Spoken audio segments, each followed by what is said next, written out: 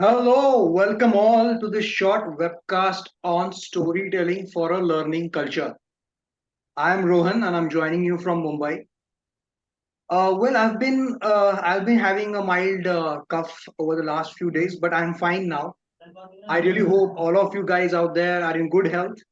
I want to thank you, all of you, for making time for this on this lovely Friday evening. And we want to make sure that this is worth your time and you take away something from it. So what are we going to do is we will be covering the subject matter over the next 15-20 minutes. We'll leave 10 minutes for Q&A. We received a lot of questions, more than 25 questions during the registration. So we'll be taking that. But we would also love to take questions from you. And you can ask a question at any given point in time in the chat box and we'll take it up at the end of the webinar. So let's get started. I want to make sure that you guys are active there, sitting behind your laptops. And I want all of you to be involved in this. We want to keep it interactive. We want to make sure that this is a human interaction and not just a monologue from our end. So, what are we going to do is we're going to list out most common outcomes that employees expect when they enroll for any learning course in their company, right? And we would also then we'll take a view below the superficial level of what the outcome they're expecting and the motivations behind it. Great. So I welcome you all to this short webcast. And what we have tried to do is list down probably not an exhaustive list, but a few of the reasons that we think are very important when we look at learning culture in an organization. What is it that and new talent in your organization? What is it that someone who has spent a few years, why do they want to learn? Why do they want to reskill, upskill themselves? So these are probable reasons. But what we want you to do today is, can you dig a little bit deeper? As a storyteller, what you will need to do is every story is linked to a core emotion. Let me give you a simple example. Let's imagine a merger and acquisition scenario where your workforce needs to adapt to a new culture that is coming in, right? Now, adapting to the new culture and learning can be the end goal. But what is the underlying emotion? What is the motivator why the person will do so? For example, one motivator might be if it does not keep up, he has heard a rumor that 10% of the workforce is going to be laid off, right? So that might be a motivator for him. Career advancement. Uh, let's take an example of career advancement. What is it that emotionally attaches me to this particular aspect? Maybe better education for my children, you know, maybe a good vacation every 2 to 3 years. So there might be a lot of emotions and motivators behind these end goals. So what we will request you to do is take a few seconds, take a minute and list down in the chat box what do you think are the core motivators behind any of these six core objectives behind learning. Let's be interactive. Let's list down some core motivators, some emotions which trigger these six results. So guys, mention in one word what will be your motivation if you want to do a learning course for career advancement or say immediate job demand. Just mention what comes to your mind. Take the next 15 seconds. Keep your answers skimming.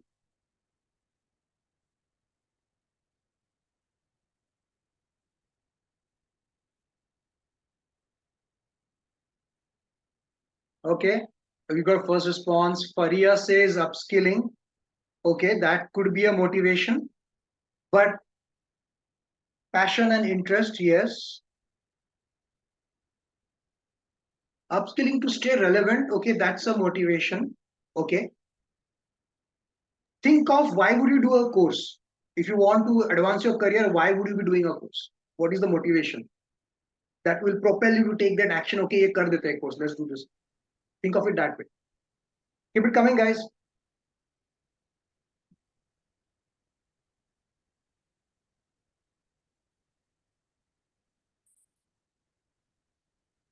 Okay, dig deeper. Arunima says dig deeper into subject to become an SME. Okay, so your motivation is to become a SME expert. Good income. Okay, Rekha Kalita says good income. Yeah, I mean, that's a very legit motivation. Effective impact on performances, Amit Dodegowda, okay, right?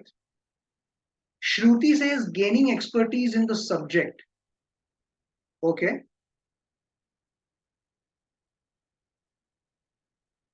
Right. So we love all these responses, and that sets the tone for from where we are coming and approaching this subject. And thanks for all of you suggesting this topic because, across the past few months, we have had a lot of suggestions on which topic we need to take up.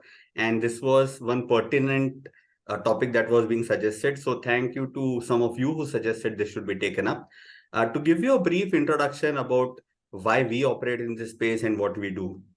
Uh, Very simply, we use business storytelling as a tool for cross-functional teams. We launch a lot of learning initiatives in partnership with companies to make sure that let's take an example of an HR team. We want HR teams to be better storytellers, whether it is for talent retention or for acquiring good talent.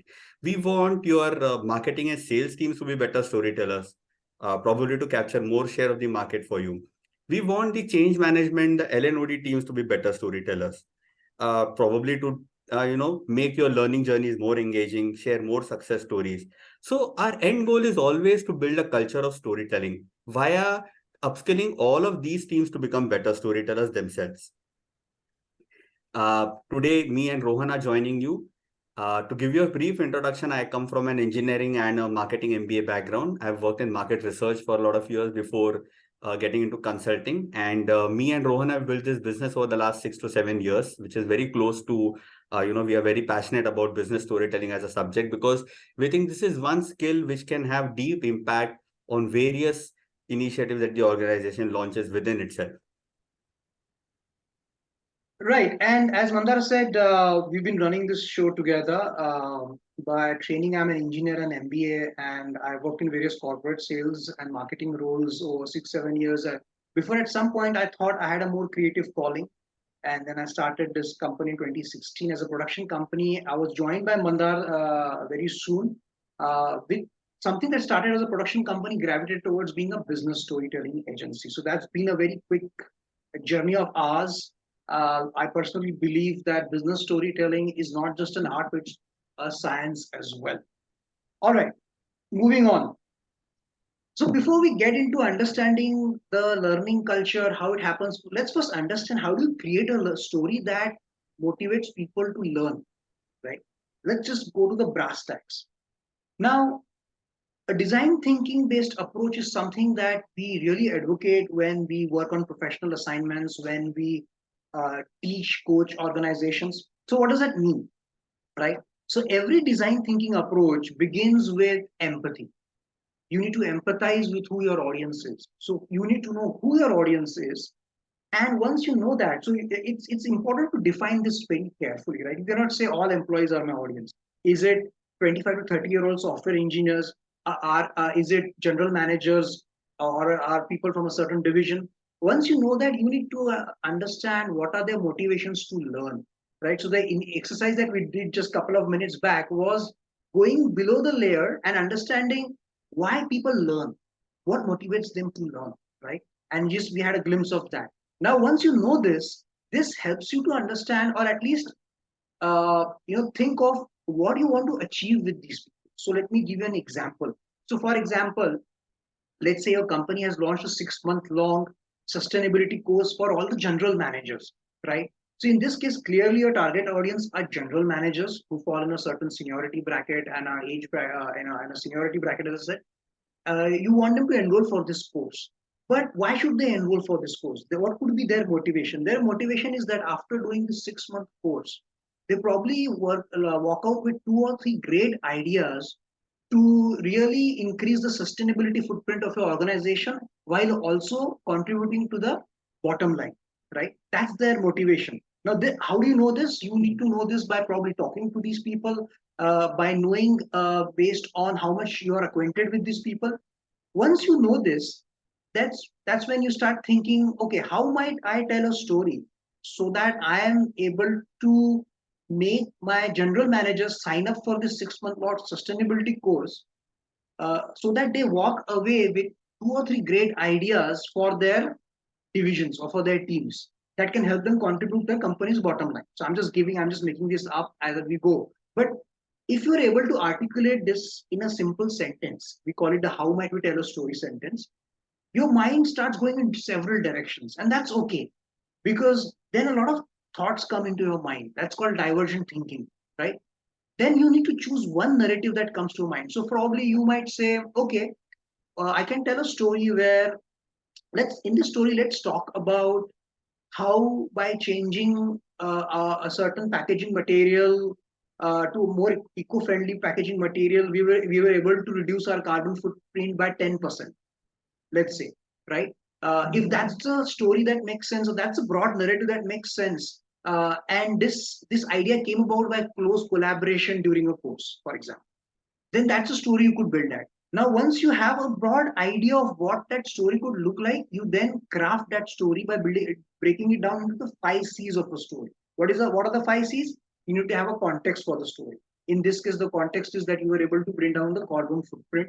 What are the characters in the story? Maybe you could use a certain, a certain manager in the supply chain division who, who was a part of a certain program from where this idea came about, right? Or was a part of a certain brainstorming project.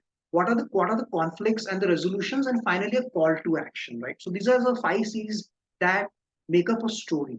So once you have a narrative, start looking at that narrative and breaking it down into these components. Then you decide, where do I tell this story? For example, you could tell this story. See, since you're creating a story for general managers, this story could be told via internal newsletter. It could be told in a town hall. It could be told via webinars where you get these people, right? So that's what you think about. And finally, before you put the story out for everybody, you want to test it, prototype it, right? And that's when you have to take it to sample set of people, see what the feedback is, whether the story is making sense, or should you improve the narrative, should you make the conflict more vivid, there should be something more compelling in the story. So these are the broad phases. All what we have done is we've broken down the design thinking process in this basic questions. So for this is for anybody who wants to create a story, he or she needs to ask these questions. If you're able to find answers to these questions, you have your story, right? Now that we know how to build a basic story that encourages people for learning, let's look at some of the examples. And if you have any queries, please feel free to drop your queries in the chat box. Since this is a short webcast, we might try to cover a few concepts, but please feel free to ask your questions for sure. So we were looking at some inspiring examples, examples where learning as a culture helps organizations and their employees grow as such. We came across this fantastic example of a company which is spread across 100 countries. And one of the core stories that their employees share is how the organization just doesn't launch a learning initiative for the organization's growth perspective. They genuinely want the employee to stay with them for a long term and take career defining, probably, ways in which this learning can help them switch departments or learn different upcoming technologies to help their career progress. So, and all of their colleagues themselves try to motivate their teams. It's not just the L&D team or the HR team which is trying to make sure that you need to take up this learning initiative, but probably the motivation comes not just from their team but cross-functional teams when they're working with each other. So this is an excellent example that we found. Something else that we want to share with you is some personality which is very inspiring. Who hasn't heard of Satya Nadella? Now, what he once shared as a story in his organization, this is what we wanted to share with you. So, no matter how small or big the organization, what motivates a learning culture is not just an individual centric approach from the department, but can you motivate teams to learn? Can you motivate them to share their learning?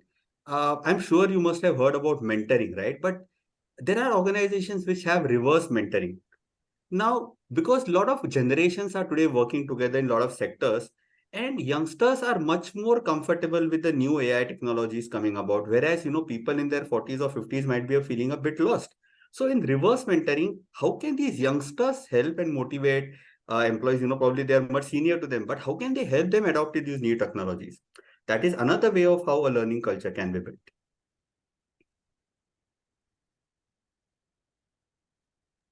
Right. Now, so how do you create a learning culture? Right? You've understood how to create a story at its very basic level, but how do you create a learning culture? Clearly, that would involve a whole set of activities, right? Creating a culture is not easy, as most of you would agree. Rome was not built in a day, they say, right? So, learning culture cannot be built in a day or in a month. So, it's a collective effort. Now, based on that, what do you do? Now, we believe that uh, a culture is a top down approach. Leadership defines the culture. That means if you have to set a culture, you need to involve leaders in setting that culture. So, what we suggest is the first phase of such kind of a project, if you will, would be to identify who these people are. We call them the learning influencers. Every organization has a set of learning influencers. So, I would say the first step is identifying who your learning influencers are. They could be heads of department, of course, the CXOs themselves. It could be old timers for all you know. It could be team leads. It could be the HR business partners. Anybody could be a learning influencer, but you want to identify them, right? You need to carefully identify and list out who your learning influencers could be. These people are force multipliers, right? These people wield certain influence. They can inspire the people below them to adopt a learning culture. So, first things first, what if we are able to teach storytelling skills to these people? So, you identify 5, 10, 15, 20, whatever the number is, you identify these learning influencers. Let's teach storytelling skills. If these people know storytelling skills, they'll be able to communicate much more effectively and inspire the people below them.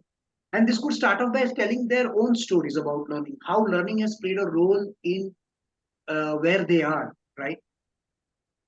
This should lead ideally to a roadmap. What that roadmap should look like, that what are the stories they're going to tell over next 3 months, 6 months, and where are they going to tell these stories? So typically a learning influencer would like to tell this story at team meets where it could be a weekly team meet, it could be a monthly or offsite, whatever, town halls. He could do a webinar if his team is spread across regions or countries. LinkedIn, of course, is a great place where we can do that. Blogs, they could invite guest speakers, right? So uh, you need to identify. I mean, and typically such projects are headed by learning and development, and that's why we have reached out to the learning and development community with this webinar. That learning and development teams play a huge, crucial role in getting these people together, identifying these people, and taking them through the storytelling course so that they are able to come at the top with this.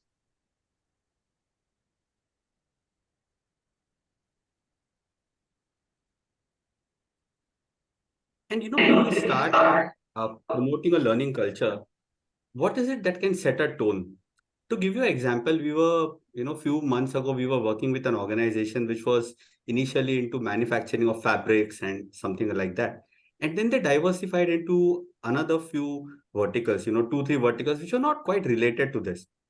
And when they wanted to start promoting this LNOD activities, few learning journeys within their other verticals, they wanted to set a tone. So to set a tone, you need a core campaign, right? Something that binds all of your departments, all of your business verticals together to a learning culture. Now, this sets the tone, which helps you, in the next phase, what you can use is probably some EGC or employee generated content. These are typically stories which individual employees are sharing, whether it is your in-house portals or whether it is your company LinkedIn page. So this is how company, workforce from different verticals, different geographies. This is something that can really connect them. And isn't that what as LNOD and HR professionals really want to achieve? Build a common culture of learning for all your workforces. Next, what also helps is physical activations. Sometimes what happens is these activities get limited to boring emails from the HR teams and LNOD teams, right? They feel this is something not engaging. They might even skip a lot of your mails, not take the intended action. So, can you design certain physical activations, whether it is at your quarterly meetings or whether it is at a town hall? we were working with a FMCG giant where we helped them launch these physical activations for their KRA setting. Now that is one thing which they said that this is something which we really need to push. People don't want to fill their KRAs till the last 2 days, and then it really doesn't help to do it at the last minute. Right? It has to be the well thought out exercise. So physical activations is something which in today's digital age can be a little offbeat, can be engaging, helps your employees to take notice of what initiatives are ongoing rather than, typically only relying on emails. So this is one area which you should also consider when launching such initiatives. Right. So, $1 million question: how do we know that these things are working? How do we know storytelling is working for us? Is it worth invest? So every investment decision is based on return, right? Now, so we looked at this. There are certain effectiveness parameters that can be defined for any project, but then we thought, let's simplify this. What if we were to ask simple questions and get answers to them, and these answers will let us know if our initiatives, our storytelling initiative, is really helping build a culture, right? So we've broken it down into six simple questions. So something like this: are employees sharing their learning stories? If a certain number of employees are interested in sharing their learning stories, they share them on their own LinkedIn handles, on a company's LinkedIn page, or on a company's blog. That means people are participating, and that's what is required for a culture, right? You want a large number of people to be doing the same things and believing in the same things. So are these people sharing their stories? Secondly, are people or employees responding to a certain call to action? So for example, if you are a general manager and you tell a great story at a town hall meeting of how a learning helped you, and you want your employees, maybe your general manager of operations, you want your employees to understand the value of safety, and you want them to enroll for safety, say safety learning, you could easily figure out if these people have enrolled after that town hall meeting, whether that message carried home, right? So whether people are responding to a certain call to action, that call to action could be anything, it could be signing up for a course, committing to a program, etc., etc.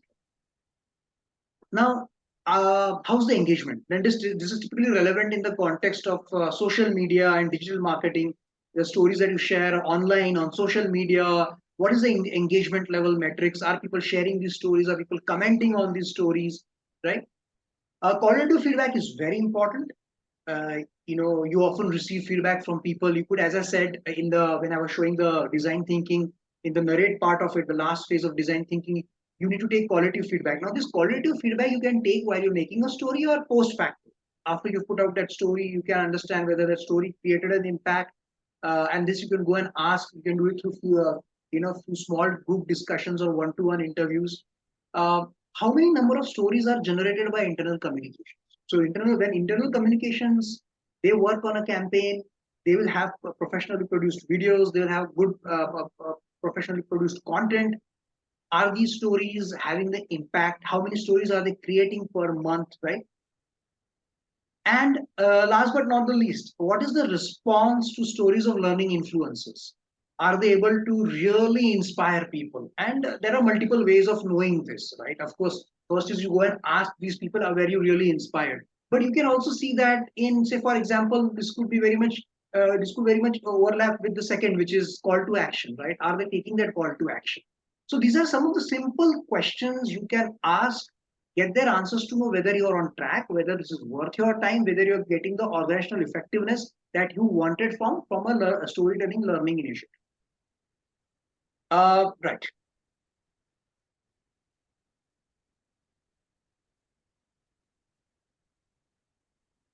You're on mute, Mandar. So, okay. So how can we as a team help to achieve this? There are various learning initiatives that we launch within organizations, and this is one of our flagship initiatives. So a storytelling dive camp is a 1 day session to say, it can be attended by cross-functional teams, either together or we would prefer it being split into various teams. So what typically happens in an 8-hour, one-day dive camp is these teams come with a specific business problem. Let's say the employee engagement team comes with a problem of how do we reduce our attrition by 3 percentage points. An LLOD team comes to this dive camp with a specific problem. How can we improve our engagement for our various LMS offerings by, let's say, 10% or 15%. Now, these are long-term initiatives which can be taken up for 3 to 4 months. What we will do is we'll use the design thinking methodology that Rohan explained earlier. We will sit with this team in a team for a whole day, understand the business problem, find out all the impact areas, the storytelling moments, the narratives, the formats in which these stories can be shared, the effectiveness parameters, and all of this will be followed by something called as booster sessions, just to make sure that the learning does not evaporate and stays in the team and people are continuously working on it. So this is one format. There are other formats which are more suitable to, let's say, young talent or leaders, because leadership storytelling is something which is completely different from what a middle management person can do. They want to set a tone for, let's say, investors, or they want to tell your ESG story to the world. They want to influence investors who are thinking of investing in a new business product that you're launching. So a leadership storytelling camp is completely different from what we'll do for your frontline staff or your new talent, or typically for your other business teams. So these are the typical offerings that we have.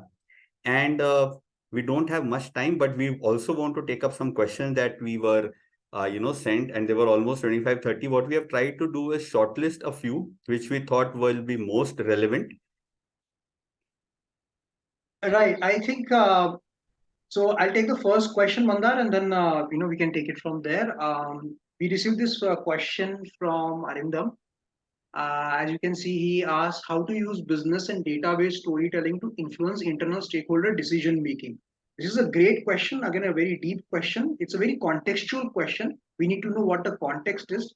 But going back to basics, why? How do you make decisions? Right? You make decisions based on data, but data is just information.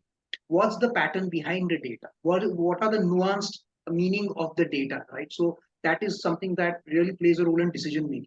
But you're taking these decisions for a certain set of stakeholders, and it would make sense for you to empathize with these stakeholders, right? You need to understand what they really care about, because this decision that you're taking is going to impact them. So I would say, if you can, I can refer you back to the design thinking principle, where you really think about who your stakeholders are, what is it, the decision that you're going to take, how is it going to impact them, and design communication or create a communication based on storytelling techniques to really help them understand or create a scenario of how the decision would look like once it's implemented for them. So that's how storytelling can play a role. Of course, this is a deep topic. As I said, this needs to be looked at threadbare, but as of now, this is what I can tell you. That's one way of really looking at it. uh, the second question I'll take, this is from Pandurang. He says, can storytelling effectively help to change negative attitude and improve co-creation within team and with superiors? Again, a great question. So, why is there a negative attitude? The best way to alleviate negative attitude is to create an environment of trust and transparency. So, if team members who have to work together, collaborate together, are able to share their personal experiences together, they bond better, they have a common vision, right? And that's exactly what storytelling does. So again, this has to be approached in a very structured and organized fashion. That's how storytelling, but storytelling can definitely help you achieve this. Again, this is something that we need to look at threadbare, and we're always happy to discuss with you after the webcast. Okay, another interesting question that we received was from Vivek in the Nestle team. He says, how can we grow psychological safety in an organization? Thanks, Vivek, for this amazing question. Again, I think it's too short a time to address this. We'll be happy to connect with you later. But a couple of points which I want to mention is psychological safety always goes top down, right? How many startups have we seen in the last few years where the bubble bursts and the top leadership disappears, right? So there cannot be any psychological safety when the top leadership is not open, the decisions that are being made are not inclusive in their organization. And another thing which I really want to mention here is rather than feedback, can the teams, can your superiors, can your managers use feed forward, instead of feedback? Can they build scenarios where people can really grow in their roles rather than typical criticism or, points where they could have done something better? Can they really give ideas on how it could have been done better? I think that is one critical area where psychological safety can be affected. Okay, and I think this will be the last question. Srividya from the Flipkart team, she asked us, this is very typical that multi-generational workforces today are observed. So how do you build this learning culture which can resonate with all types of audiences? Thanks, Srividya, for this amazing question. Again, it's a very deep question, but a couple of points which I want to share with you is, uh, can you build stories, which celebrate diverse paths? So someone who has joined your organization, let's say 15 years ago or 20 years ago, his path of learning, his journey might have been completely different from someone who has joined, let's say 3 years ago. He's from a completely different generation. So can you celebrate these diverse paths? Secondly, how can you establish interconnect between these various generations? Like I mentioned earlier, can there be a reverse mentoring project in your organization? Can the youngsters help the elder folk grow and learn faster? So these are a couple of points. And plus, one thing is, when you have this lifelong learning culture, you can track those success stories, how they have played out in a career of an individual who has been long enough in this organization. I think these are few points which you can take up from our end to help you design these stories. Right. We would request you to share your feedback. Mandar, if you can share the feedback link.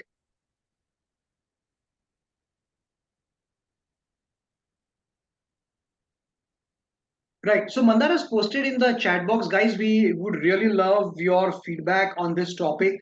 Whether this topic made sense to you, whether this has left you with some questions in your mind, whatever it is, feel free to critique us. If this has been a waste of your time, go ahead and mention it in the feedback. Not a problem. We don't take it personally. We take it as learning because the topic is learning, right? So please do that, guys. Really a sincere request. The link is there in the chat box for you to go.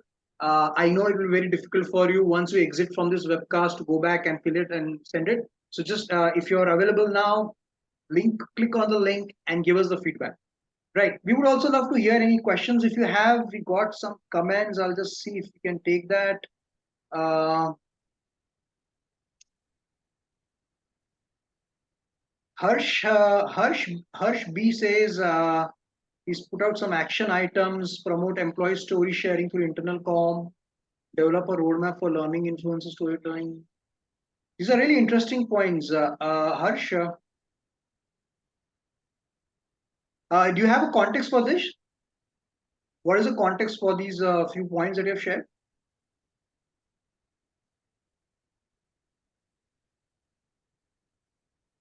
I'm not sure if Harsh is available on the webcast, but for all you guys out there, you can see some of the points that Harsh has mentioned. They seem to be really great action points.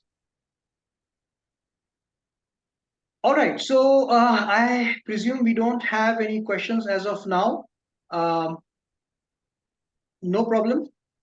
We will be sending you the video recording of this presentation, but we'll send you the PowerPoint presentation if you give us a feedback. I think that's fair. We send you the PPT, you give us the feedback. For any other queries, please feel free to reach out at the email address mentioned there. If you want to just casually text us to know something, ask something casually, or have just a general conversation, you can WhatsApp us on that number that you see there on your screens. You can visit our website. Uh, yes, Varsha, you'll get the recording of this session. We'll be sending it to you, to all the people who have registered for this webcast. Thank you, Varsha. So I will call it a day. All you people, all you fine people, thank you for making time as always and participating in this webcast. Please feel free to even communicate with us post this webcast through the means that we have just showed you. And have a great Friday evening. Have a great, wonderful weekend. We will see you in some other webcast on some other Friday with some other topic. All right. Thank you so much. Have a great day. Thank you everyone for joining in. Have a great day.